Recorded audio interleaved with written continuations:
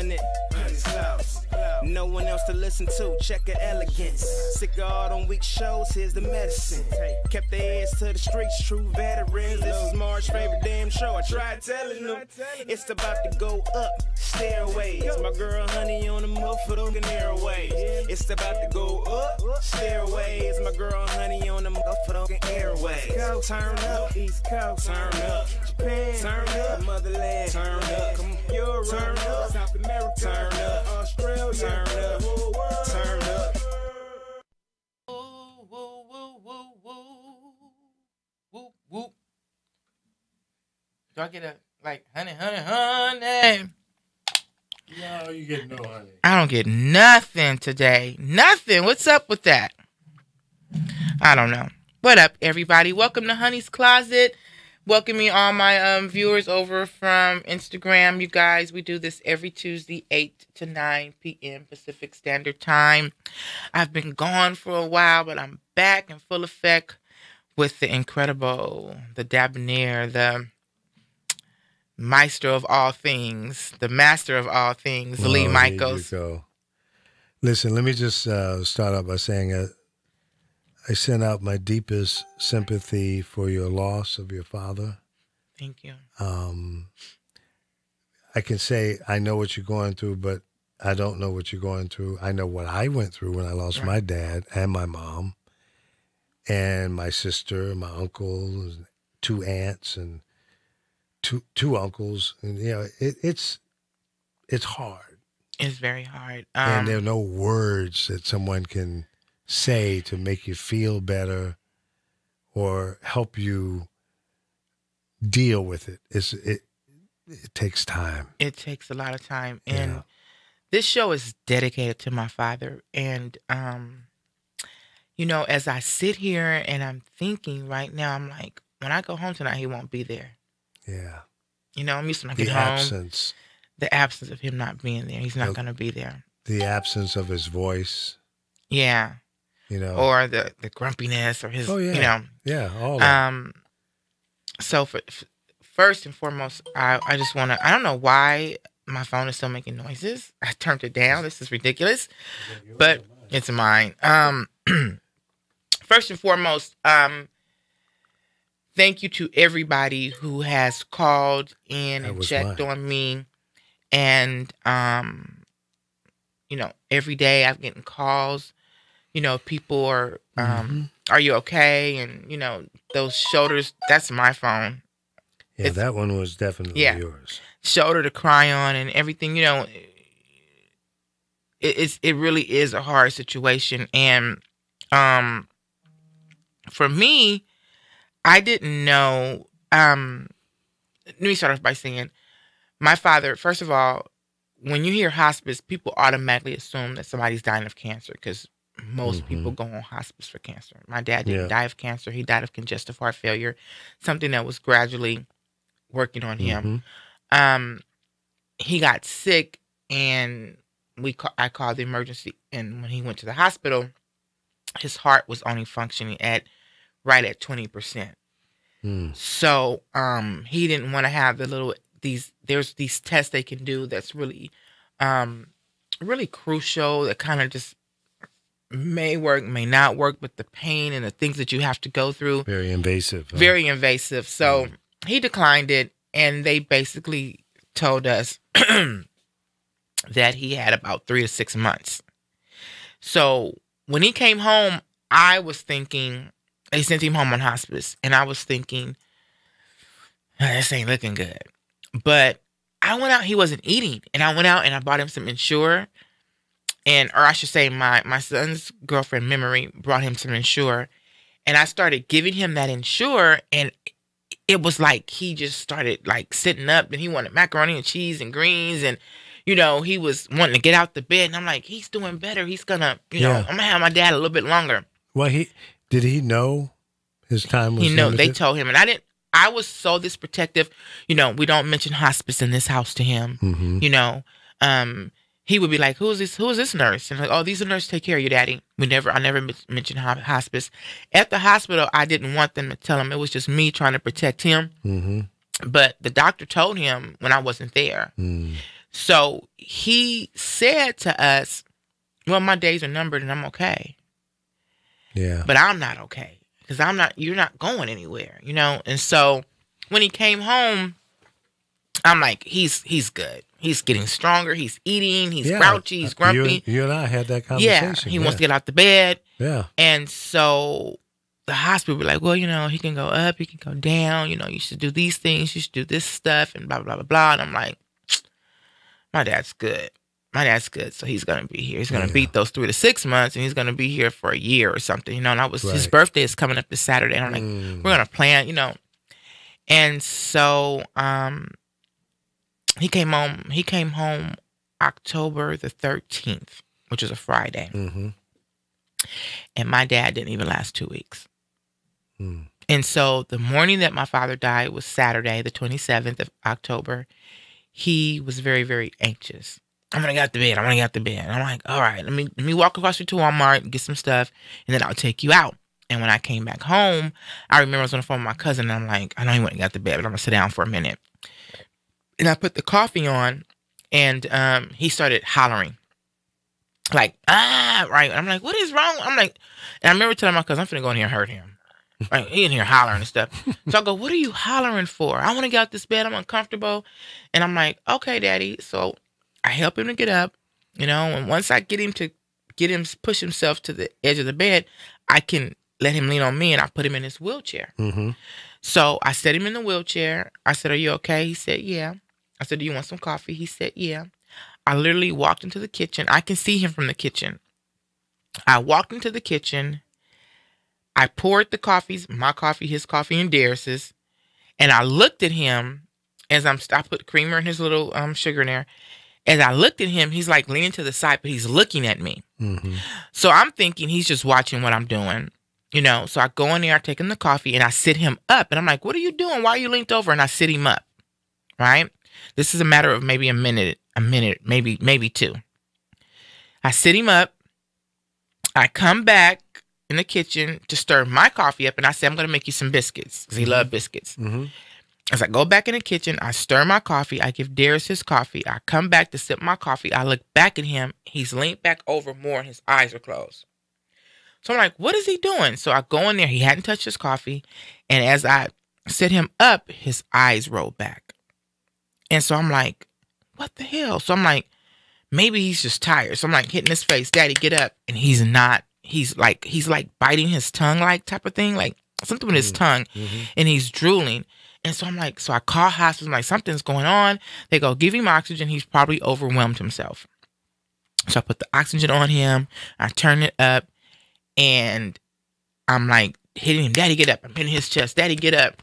And I can see this pulse in his neck moving quick. So I'm like, he's breathing. Right? So then he starts doing these. Right? So then I'm like, oh, maybe the oxygen is helping him to breathe. Right? And then it clicked. Those last breaths. Yeah. So I call her. I'm like, y'all got to get here. Something's not right. So she's like, okay, we send a nurse. So I call my son. He's like, okay, I'm going to get over there. I call my other son. I'm like, something's going on. I need to get him back in the bed. By the time, I think I called my god sister Tiffany was in town. I called her. She called her sister Enid. Enid came. I mean, before they even got there, he did 6 or 7 of those breaths. And he didn't do any more. And I'm like, right? So I'm on the phone with my cousin. She's like, I said, I got to get out the house. Because now I don't know. At that moment, I'm numb. Yeah. So my god sister get there. And I'm like, what did I do wrong? What did I do to my dad, right? Nothing. So they come up there. My god sister and my son's girlfriend, Memory, they come up there. And they check for pulse. So we get him. And we started putting him in the bed. And my youngest son walks in. And he's like, oh, I got him. He don't know.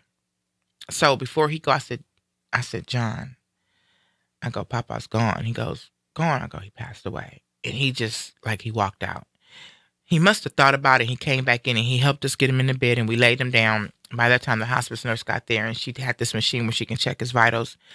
And I walked out and my god sister stayed in there and she told him, like, he had passed. And I'm like, it wasn't even 4 minutes of me getting him out the bed. No. Like, what?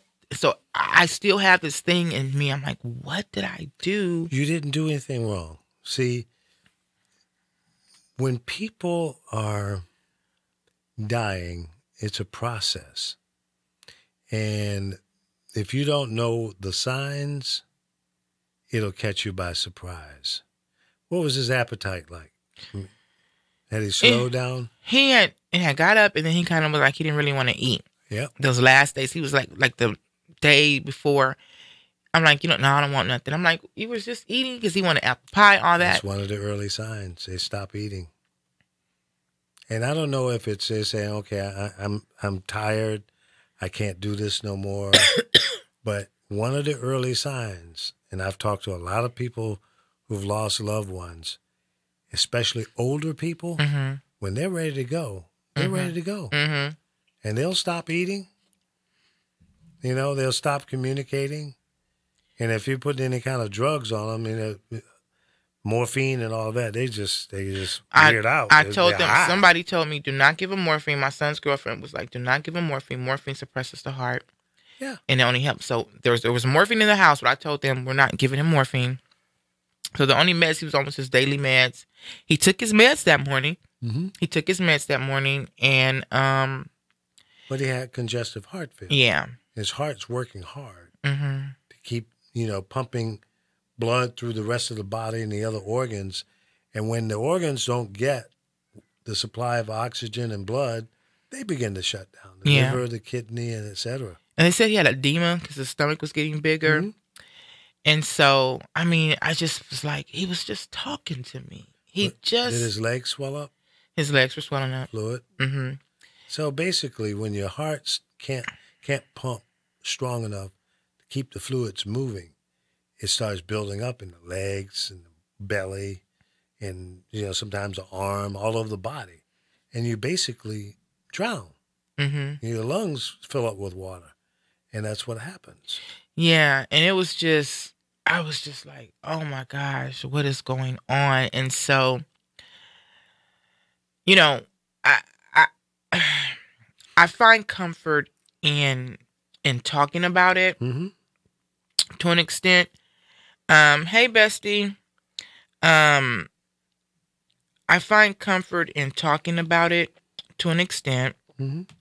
Helping others. There's such a process from hospice to, and the hospice were very helpful with coming there and calling the mortuary. They take care of those things for you. And then, did you know that you can leave somebody in your house 24 hours after they died? Yeah, I didn't know that, but I don't see why not. So, because she said, well, what time do you want? I gave her the mortuary, and I had already, and this is another thing. They will tell you, you need to start, planning these things. You need to call his insurance company. You need to do these things. And I'm not calling his insurance company. I'm not rushing my dad to his death. I'm not calling a mortuary. I'm not doing these things. I'm like basically pushing him to his death. I'm not doing those things. People do it. Yeah. Do it. See, you subconsciously, it was more about you than what it was about him. Yeah. And you were not ready to let him go. And until that happens, nothing's going to happen. I remember when my mom was in hospice, they took her out of the hospital. We put her into like a nursing home, but it was a hospice care as well. And my wife and I stayed there with her until she died. It was, I want to say it was 5 or 6 days. We never left. Stayed in the room with her. Hospice nurse would come once or twice a day. And they gave her morphine. And I was in that same mindset that you were in. Because I saw her come back from some real adverse conditions. Right. And I said, I'm not giving up. And then one day, it must have been 3 or 4 days, I became overwhelmed. And I had to go outside. And there was a circular driveway at this nursing home. And I was sitting there on the curb. And it was kind of nice out. It wasn't cold, and it was in the Chicago area. And I was just sitting there by myself. And I was just trying to collect my thoughts and deal with the fact that my mom is dying. Mm-hmm. And this man came by. He walked a couple of feet past me, and he stopped, turned around, he come back. He goes, "Young man, are you in trouble?" I said, "Yeah, my mother's dying." He goes, I could tell. He says, "Can I pray for you?" I said, "Sure." And he was a pastor. He was going in to pray for people at the home. And he prayed, and he says, "Can I pray for your mother?" I said, "Sure." So we went in, and my wife was there. I think my son might have been there at that time, and myself. And we all held hands, and he said a prayer. Mm-hmm. And do you know what? When he finished that second prayer, I was at peace. I had accepted the fact. Yeah. And I said, okay. And I went over to my mom, and I started talking to her. And I told her, I said, "Mom, everything's going to be okay."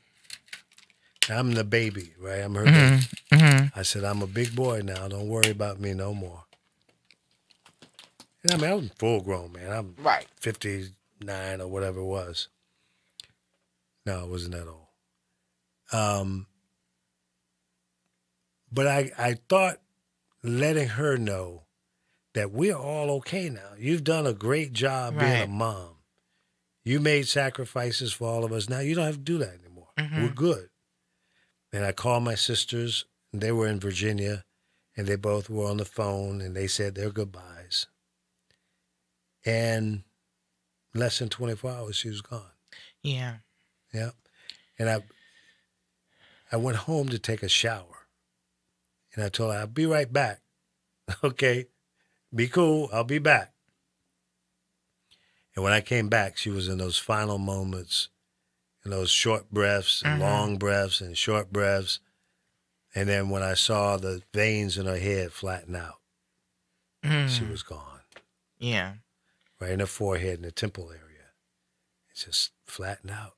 There was no more blood circulation. Mm-hmm. You know, then she's gone. I remember my dad was like starting to sweat because he would get these fluid on the lungs, and he would sweat, and we called it, and he always he was so strong, he always fought back. And I could see him, so I'm like, no, I'm patting him, patting the sweat off his head, and I'm hitting him, "Daddy, get up, get up, get up." And I was like, I've heard the stories of literally watching someone take their last breath. Yeah. But I never imagined that I would witness that. And it was, I remember probably earlier that week, he had came to the point where he couldn't get out the bed. So we had to clean him up and change him. And he said, you have to push him over to one side and clean him, and then roll him to the other side and get the diaper on him and do all that stuff. And he told me, he said, I know you're tired. And I said, "No, I'm not, Daddy." I said, "I'm not tired." I go, "You did it for me. It's time for me to do it for you. I'm okay." And I remember going in the room that night and praying and saying, because it's frustrating taking care of someone. And my dad would wake up 6 o'clock in the morning, "Wow," calling my name. And I would, "What does he want?" Scared the heck out of me. And I remember praying and saying, "God, please do not ever let me show him any sign of frustration or whatever. Let me always go in there with a smiling face." And I tried to always go in there. That morning that he died, I remember I wasn't frustrated, but I'm like, "What are you yelling for? What are you yelling for?" And, he just said he was uncomfortable. So, I literally watched. I think what really bothers me is that when I first took him his coffee and he was leaned over looking at me, I keep asking myself, was he trying to tell me something? Because he was looking at me.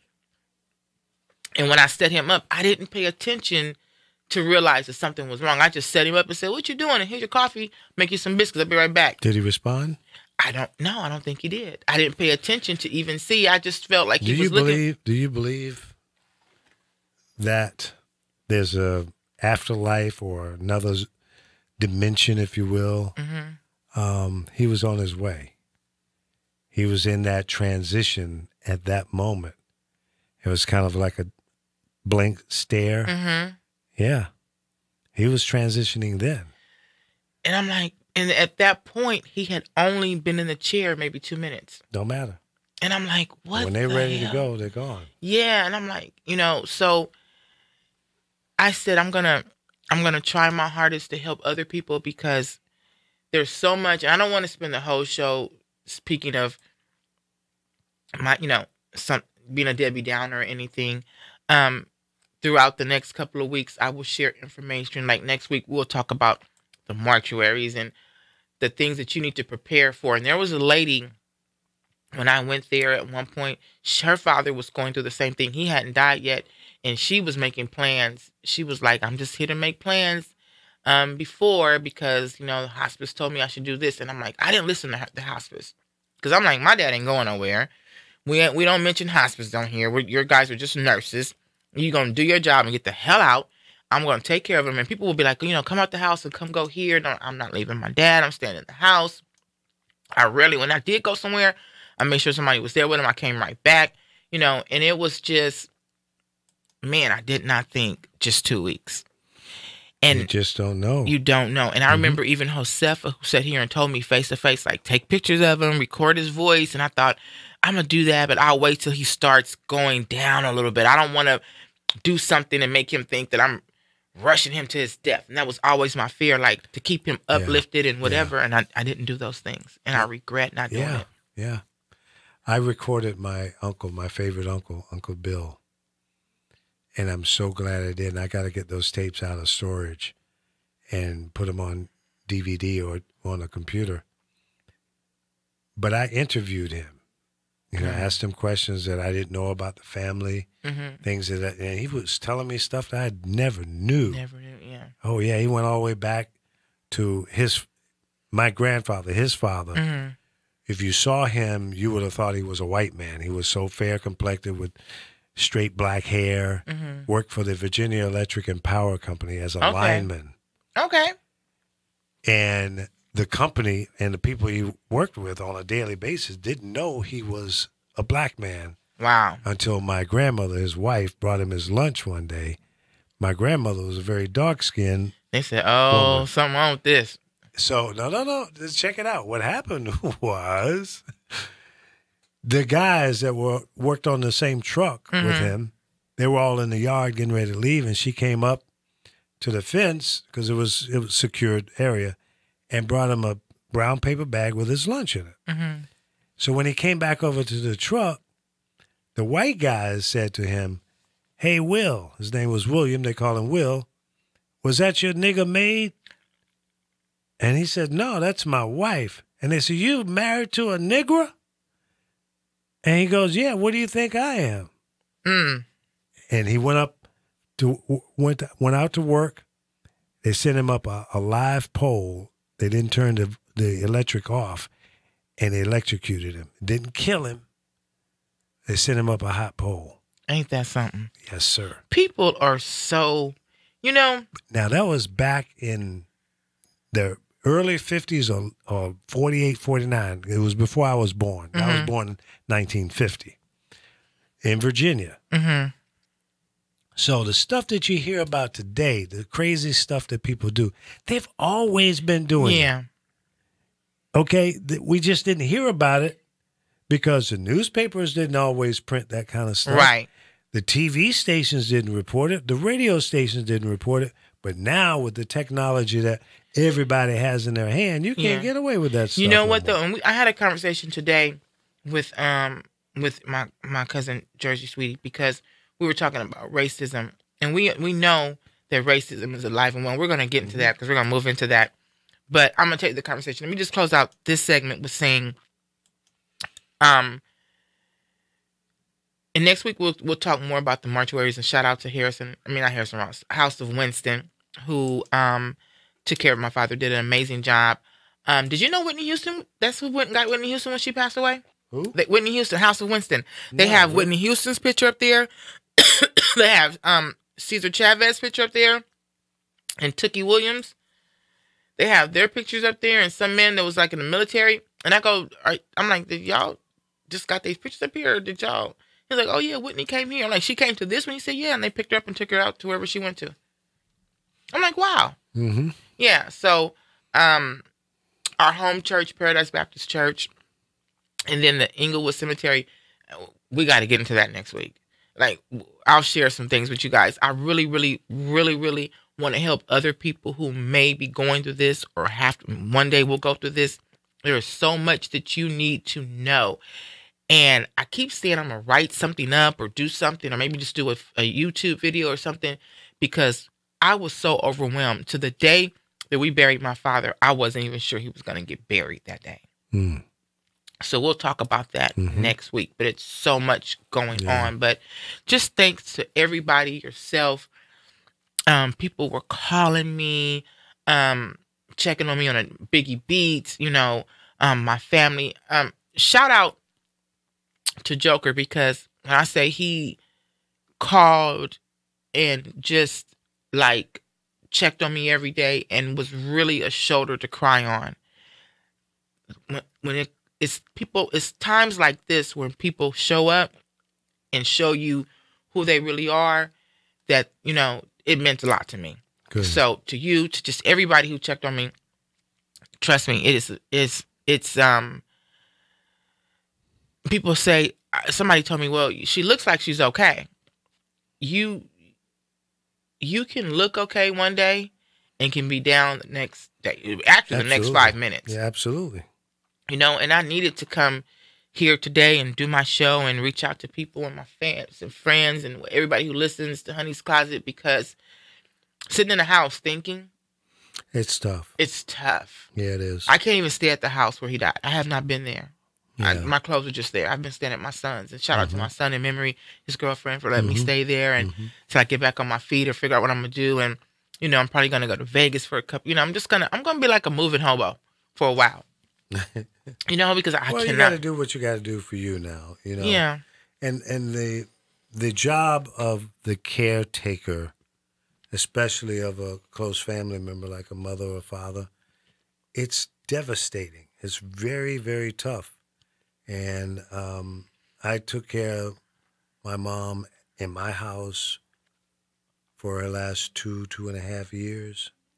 Yeah. Getting her up in the morning, helping her get dressed, bathe her and feed her, and, spending time with her all day long. I stopped working. I was just home with Mom. And see, that's the part right now where it's going to be a struggle, because I haven't, just not being able to work full time and do the things that you need to do. Yeah.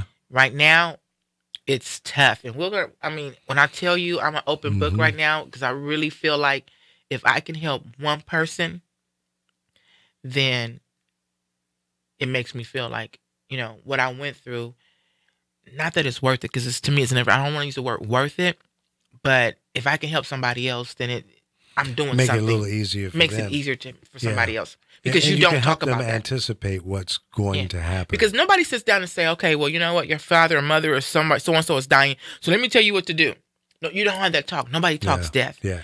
And you don't go to school to learn that process. And what I went through, I was like, what? Like, it's So a lot of things that you can do to say, it's very emotional. So love you guys so much.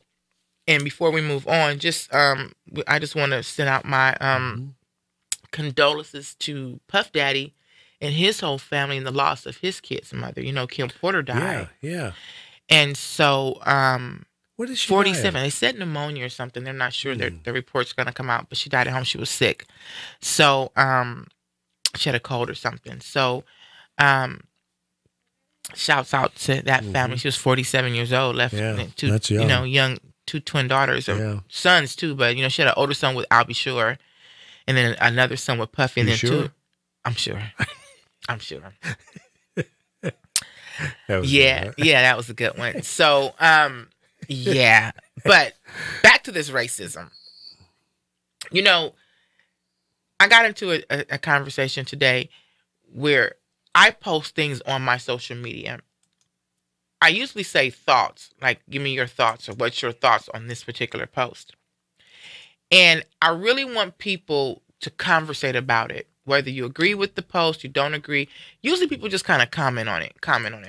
Now, we know that racism has never went away.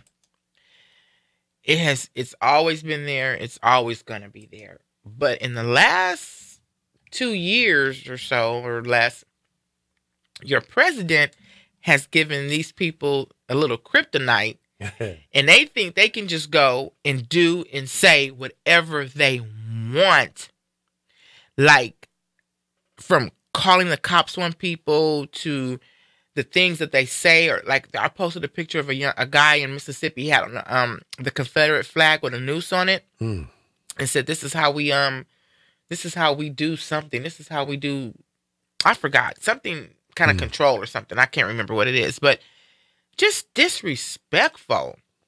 Just this. I mean, a couple of months ago, there was a young man that was hung in the cemetery. In Inglewood Cemetery. Really? Yeah. I missed that one. Yeah, they found him hanging in Inglewood Cemetery. That's not. Oh, it's suicide. Everything is suicide. You know, from Sandra Bland, they're trying to say she committed suicide, and all these people committing suicide, and the hate. There's a little 9-year-old girl, and I don't know what, she was being bullied in school, but she hung herself recently. A little 9-year-old girl. The amount of hate that is surfacing this earth right now. Yeah, and people it's think really, it's really so scary. It's scary. So we need to talk about it. We need to prepare our children for it. We need to stand up as Black people and take a stand in our communities. I mean, you just can't allow people to just treat you any kind of way. And I'm not saying violence, but there has to be something that we can do to protect ourselves and to say, I'm not taking this no more. Like, I want somebody, little corner store Becky or whatever, to call the police on me for something. I'm going to give her a reason to. I'm going to give her a reason to. Say, okay, I'm going to be here after I've whipped your behind. Yeah, you don't call the police on me. Get me for that. Yeah. When the police come and start, I'm going to say, if you going to harass me, at least let me whip this bitch ass real quick. Mm-hmm. Because you're not going to take me for nothing. Right. I'm going to give you a reason. But, and that's probably wrong, because we don't want to be going to jail, or nothing like that. But you don't want to go there. But it's ridiculous. How much are we supposed to take? The disrespect that we're getting from people will take you to that edge, over the line, make you lose your damn mind. Yeah. And it's hurtful. It's very hurtful. What people do and say. It's ridiculous. Totally. It's ridiculous. It is. But I wish they just say, I wish the police would stand up and say, we're not going to take these phone calls anymore. And just give us, back in the day when I was going to school, I was bad in school. We can fire you, wouldn't get in trouble. You might get suspended. Right. You wouldn't go to jail. They need to go back to those laws. Let us beat somebody's ass real quick for just harassing us. Like the woman who harassed the man, I want to know what apartment you live in. Yeah, that was crazy. Yeah, she just wanted to get her some. I think she wanted her some to be Mandingo. invited to his apartment. Well, I need to know where you live at. Who are you going to see? He should have just whipped out this thing right now if it was big and just scared her with it. Just slapped her across the face with it. Did she have a dog with her or something? Yeah. Yeah, she'd have left that dog alone. He'd been sitting down in the lobby. So I'll be right back. I got to go hang out with Jabbo. Right. It's just, it's ridiculous because it's harassment. Yeah. And then had he let her come up, and then she could have easily said, "Oh, he raped me," or Exactly. Like there's a video I shared of an older white woman. She's in front of a car. Now I could not see it was a guy. I don't know what color he was, but she was in front of the car on the phone with 911. The car is at a stop. And she's like, "Oh, he's running me over. Help me. Help me. He's hitting me with the car." And then she called for somebody. "Help me." And I'm like, "Okay, stupid lady." And she goes, "He's recording me." When the police get there, they're going to see this tape. Right. This man ain't moved at all. But stuff like that happens. Escalate shit. Right. The cops could have come up there with guns out blazing. So people are crazy. Okay, they're crazy and lost their damn minds, and they're just doing over the top crazy stuff, instigating violence. Now, have you seen the lady in the airport? Which one is that? No. When she was like, "Oh, there's seats over there, there's seats over there, there's seats over there." No. There was a black lady and I'm assuming a black guy. He was out in the military. And they were standing in line waiting to board. And they were having a conversation. She was aggravated that they were standing in line conversating. Mind you, there are white people all around them conversating. And so I don't know how the initial conversation got started, but the black lady said, "Well, if we're bothering you, you should go sit down." And she goes, "But there's seats there. There's two together there. There's seats there. And she just kept doing that and doing it. And so security came up and told her to stop. And she goes, but seriously, there's seats there and there's seats there. And people were trying to go to her defense and say something was wrong with her. Clear. She was mentally ill. Okay, she wasn't that mentally ill. She can walk her ass up in that airport and board a plane. Yeah. So I'm sick of people trying to say, oh, something was wrong with her. If she could sit there and say, there's a seat there and there's a seat. She wasn't. And I maybe would have bought that had she harassed everybody. Right. That was talking. Like, so you're talking, there's a seat over there. Everybody that was talking, had she would have harassed them. But she didn't harass anybody else but that one particular black couple. Mm. So everybody else was talking around her. She didn't say nothing to nobody else. So I don't buy the crazy bit at all. Well, she might be a little bit, but they're always going to use that as a fallback position. When a non-person of color does some real crazy shit, I bet she gets some mental help. At least get on some Prozac or something. But if you pull that, you get the beat down. They came and got her. Yeah. I don't know if they let her board or not, but security went and got somebody else, and they came and she was like, what? And she finally walked over there. But I just kind of find it funny that she's only crazy when she's harassing the black people. There was other people standing there clearly talking. There was a group of white girls, like maybe a track team or volleyball team or something, that was talking. She said nothing to nobody else but this one particular couple. Well, some people have the sense of power and control, and that's why they latch out like that, at people, because they want to control you. They want to, they don't want you to do that. It's power and control. Yeah. And that's why people like Donald Trump do the stuff that they're doing, This, and I don't even want to talk about him, but he can't exist too much longer. I mean, the stuff that he has done is worthy of him being escorted out of the White House and bar him from even coming to the city of Washington, D.C. They need to take Donald Trump by them little pieces of hair on the top. You know how back in the day when we had a fight, you take the girl here and you wrap it around. Just wrap that. You can't wrap it around your hand too much, but just take a little bit of it. One good grip, yeah. Get some Vaseline on there. I mean, maybe not because that might make it slippery, but just grab his ass by them pieces of hair and drag him out the White House. He needs to be kaput out. Him, the whole humiliated, and the whole damn administration. Yeah, I agree. They all this ain't the America I've known. No, and people are laughing at us. Other countries are laughing at us. Oh, I know. I talk to people from all over the world almost every day. England don't want him over there. I heard I seen one meeting with the whatever they have over there when they meet, and one man said if he comes here, he should be arrested. Now, please take him over there. The Parliament. The Parliament. Yeah. I want to move to England now. Yeah. I'm gonna talk with a British accent. I want to shout out Snoop Dogg. He got his star on the Walk of Fame. Isn't that something? I heard he crip walked all over. Yeah, go Snoop. Boom, hit it, Snoop. Yeah, I want to see that part. I didn't see that part, but where is it located? Right in front of the El Capitan Theater. Oh, really? I'm going down there just so I can take a picture. Yeah. Shout out to him. I think Ice Cube got his too. Okay, good. They deserve it. Yeah, a lot of people got him and shouldn't have him. So I heard you can buy it. I'm gonna buy mine. $75,000, you can get a star. Oh, okay. I'll go get that next week. Go ahead. I'm gonna go get mine. Go get your star. Honey's Closet. Yeah, I'm gonna go get that. But shout out to him, and I want to go see his play. I heard his play is really good. Although I heard he had a little drama there yesterday. You heard about? No. Tamar Braxton is one of the. She's a little crazy. She's one of the people that plays in the play. Mm-hmm. And yesterday, I think during getting ready for the second segment or whatever show, they had like a couple of days. She had one of her people was, she had them bring her food, but she didn't give security their names. They weren't cleared, so they wouldn't let them in. Mm-hmm. And so she threw a bitch fit and quit right there in the middle of the show.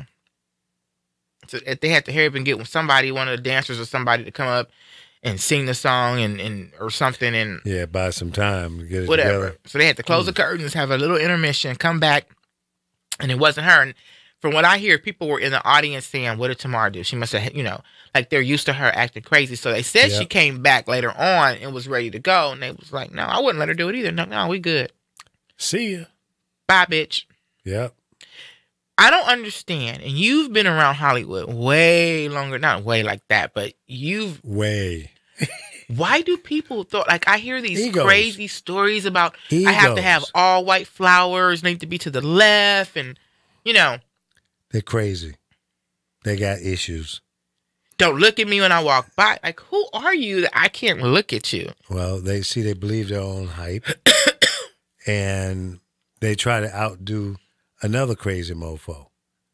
Okay, so they hear about what Marilyn Monroe did. Or I'm just using her as an example. Yeah. But some other highbrow celebrity and the kind of quirks and weird shit that they used to do. So they got to have some stupid stuff to be a star. I don't get it. I remember the first time I interviewed Prince. Prince? Yeah. He was a complete fool. I wanted to throw him off the stage. We were doing a live broadcast at a high school in Charlotte, North Carolina on his first song, Soft and Wet. So we bring him into town on this big promotion and got, a couple thousand kids in this gymnasium. We're up on the stage. I'm interviewing him live on the radio. I'm asking him questions, and all he's saying is yes or no.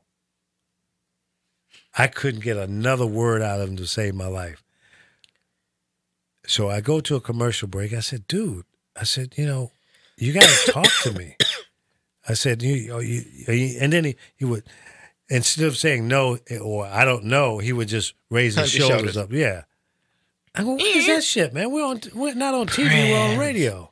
Prince.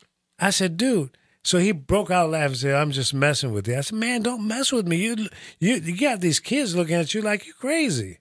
He was so little, he had a deep voice. Yeah, that was part act too. What, his voice was? Yeah. Oh. But so he said, okay, I got it. So we go back on and he did the same shit again.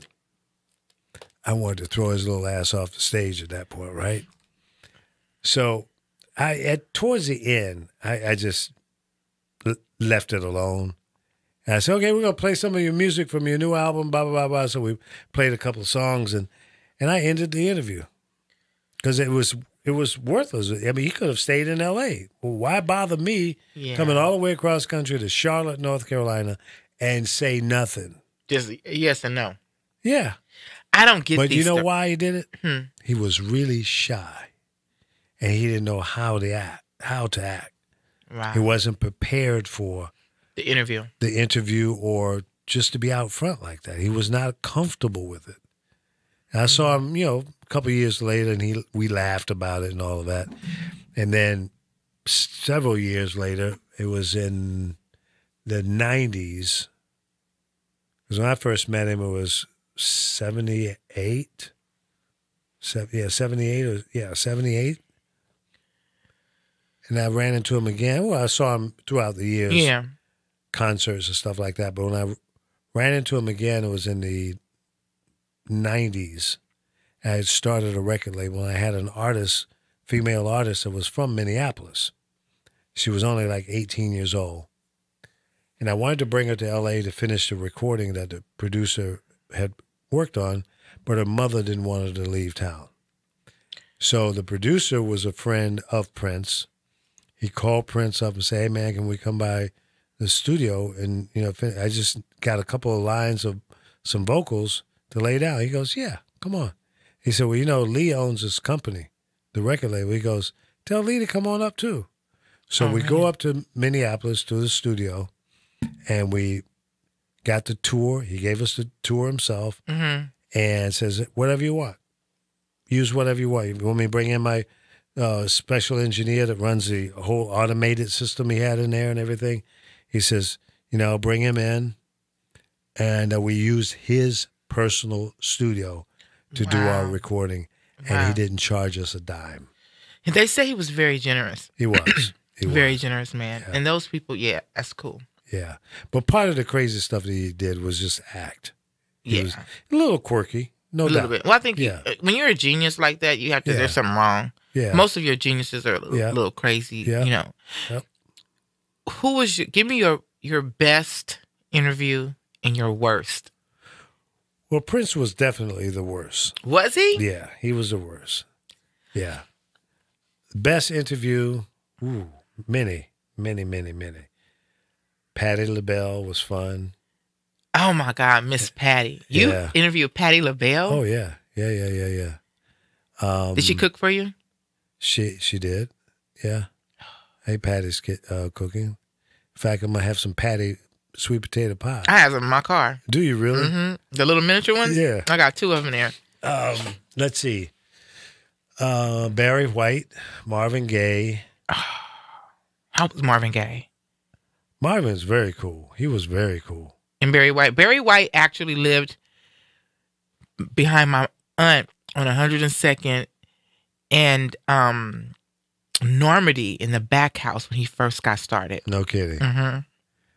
Yeah, his road manager was a good friend of mine, and whenever Barry would be within 150 miles of wherever I was living, I'd always have to go hang out with him. He was a great cat. Paul McCartney. No, John Lennon, not Paul. John Lennon. I interviewed him in 1975 in New York. And that was cool? Very cool.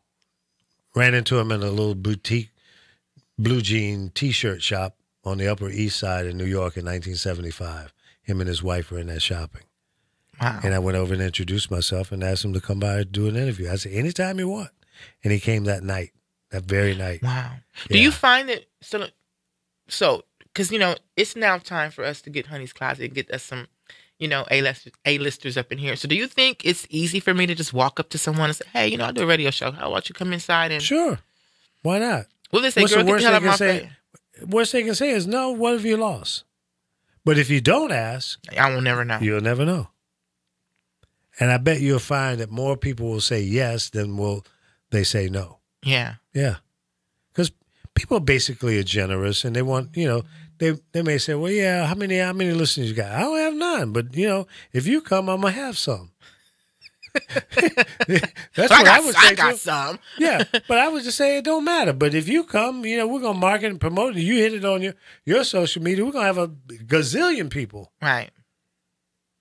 So they may say, yeah, okay. See, now you've applied some psychological impact on them to make them, you pull out their ego and say, yeah, you're right. I can bring some people. Damn right. I'm bad. Right. So come on with it. So, yeah, absolutely. What do you got to lose? I'm going to start doing me a list. I'm going to start going out, pick a day to go out and just like go star hunting. Like, hey, come on inside of Honey's Closet. I hear when I tell people, though, I run into people like, Honey's Closet, what's in the closet? That all about? Yeah. You come inside the closet and find out. Right. Yeah. It's time to turn up the notch now. So you got a nice little hook. Yeah. You know, to spark the curiosity. Yeah.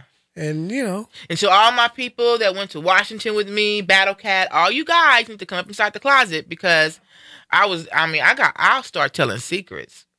No, I won't do that. But yeah, I might.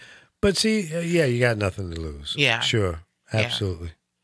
Yeah. And you got to remember, most celebrity types, they have a little bit of ego. Yeah. And if you get, you know, Snoop Dogg to come, then say, damn, she got Snoop. I want to go up in there. All I need is one to get up in here. Closet. I'm telling y'all now. I got a cool little following. A lot of people catch it the next day or whatever. I go back and I see people are commenting. Yeah. But the notch is about to seriously, and I say that because I have to now. Because I'm, and I know this sounds like cliche, whatever. I'm doing it for my father because I know that people were always thinking, oh, somebody called me today and they said, every time I asked about you, they would tell my other friends, a couple of friends of ours. He was like, every time I ask about you, they go, she's at home taking care of her dad. He said, I hear that for so long. He goes, and then when I heard he passed away, he said, I really was worried about you. This is all you've been doing. And I'm like, yeah, you know, it is. And you're going to go through some, at least my experience when I lost my mom. It was that emptiness for a while of not hearing her voice, not having the responsibilities that I had on a daily basis, you know, basically nursing her. But you know what kept me going? I said, you know what? She fed me every day. Yeah. She cleaned my little body. She dressed me up. She made sure I got to school. I had lunch, dinner for years. Yeah. See, I was daddy's girl because my daddy used to love to put me in little dresses and dress me up and do everything. And in the morning, so he died Saturday the 27th. And let me go back to this. We're going back to my dad again. Sorry, guys, but it makes me think. It's always going to happen. Yeah. They said, what time do you want the mortuary to come pick him up? How much time do you want? So I said, well, they can come like in 2 or 3 hours. And so my son said, well, you might want to wait till the sun goes down because you don't want everybody looking because he lives in the senior apartment, right? And so she goes, well, you can leave him here for 24 hours. I said, look, love my daddy, but he won't be staying here for 24 hours. He gonna get up out of here tonight. So he stayed up until about, 7. And the hardest thing is when they come to get him. Yeah. See him put him in that body bag. Yeah. And there was that was hard for me because I didn't want to see it. And I said, you know what, before you touch him, just let me go talk to him, And I remember just going in there and talking to him. And I remember saying, I'm sorry, I didn't, because prior to him getting to that point, I was like, he just lazy. Like, he's just giving up. He don't want to do nothing for himself. Like, I'm so aggravated. I would come tell you, like, I got to do this and do this. And, And then I go, dang, I didn't know. And I feel so bad. I'm like, my baby, I didn't even know. Like, because he became my baby at the end because I took care of him. Well, if we live old enough and, start having those crazy illnesses and stuff, you revert back to being a baby. Yeah. Yeah. And somebody has to take care of you. I will say this about my father. And how much time do we have left? I will say this about my father. 5-6 minutes. Okay. He went out strong. Like, from what they told me that can happen and things that he can do and the stuff, he didn't do most of those things. He was like hallucinating a little bit. But like one day I went in there, he was uncomfortable and I went to check on him and I put the pillow on the side. He goes, what are all them roaches doing on the wall? And I'm like, what? There's nothing. Like, oh, okay. And that started scaring me. Like, oh, it's just the hallucination they're talking about. And then I go, Daddy. Was he on some kind of meds? Just his regular meds. But they said they start hallucinating towards. And so I'm like, little things he was saying and do. I'm like, oh, that's a hallucination. But the Did other he have stuff. Conversation with people who were already dead? See, they told me about that, but he didn't do that I knew. And so I was looking for that. So I'm like, okay, well, maybe he's just the meds he's on because he got a urinary tract infection. So they put him on antibiotics and all that. So I'm like, maybe that's making him do that. But he went out a G. Like, he got out the bed. He went on his own terms. And I guess, the Thanksgiving's coming up, one of his favorite holidays. He's make potato pies and stuff, and his birthday is 2 days later. So it's going to be rough. But, and like I said, I'll just share portions of things with people that can be of help to somebody else that's going through it. If you need to hit me up. Email me or hit me up on Facebook. I'm Miss Radio Host on social media. But since Thanksgiving is 2 days away, right? What can you tell me, like, one of the worst meals or the worst things that you've had for Thanksgiving? You know what? I don't think I've had a bad one. Maybe not exactly what I wanted or expected, but I wouldn't say I had a bad Thanksgiving experience. Even when I've been to someone else's home that I would even hardly know, it was okay. It was cool. Yeah. Because the spirit of what Thanksgiving is all about is what I try to focus in on more than anything else. I mean, I have a couple of favorite foods that I expect to have. So what's your must-have meal or dish for Thanksgiving? Cornbread stuffing. And cranberry sauce from Honey Baked Ham. It's got walnuts in the cranberry sauce. Oh, it's so good. I even put it on ice cream. Oh, my God. Throughout the year. I love cranberry sauce. Most for people Thanksgiving. don't. Oh, I love it. Me too. I love cranberry sauce. And I can go without turkey. Normally, my tradition for Thanksgiving when my father was a chef. Okay. He was a chef or a movie producer before he met my mom. So he can cook and decorate anything.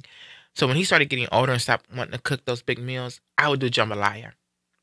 Love jambalaya. Jambalaya was always my Thanksgiving dish for like the last 5 years. And gumbo? Yeah, we do gumbo for like Christmas or New Year's, but jambalaya, and then, but I have to have that cranberry sauce. I like gumbo for Super Bowl. Yeah. Super Bowl. Now, I seen some idiot put a pot of gumbo up on the social media the other day and put some damn hot dogs in it. I said, who? That's a jackass. They need to be arrested by the gumbo police. Exactly. By the gumbo police. He should be smacked in the face with the hot dog. Yes. Absolutely. Absolutely. Like, who in the hell does that? Idiots. Just had the big old shrimp in there, crabs and everything. And the gumbo, the roux was really thin.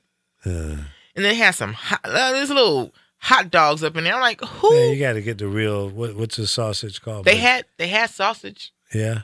They had the, I don't know if it was Farmer John's or, not Farmer John's, what's the little round ones? Yeah. Whatever those are. Yeah, but that's not the real sausage. It's a French name.